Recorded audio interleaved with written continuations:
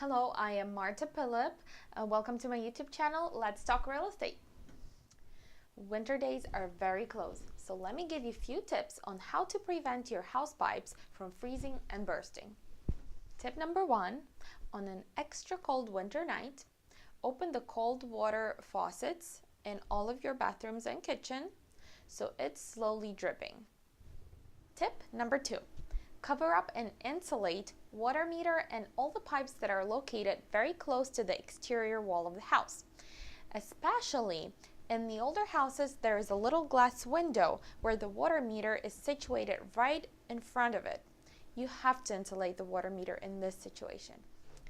Tip number 3, shut down and drain all the exterior water supply. I mean the pipes that you connect your outdoor water hose.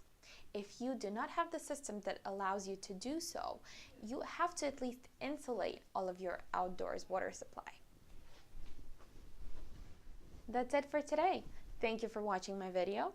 Subscribe to my YouTube channel and you will know all the latest trends in real estate in Philadelphia and suburb area. Also, check out my Instagram page. Thank you. Bye-bye.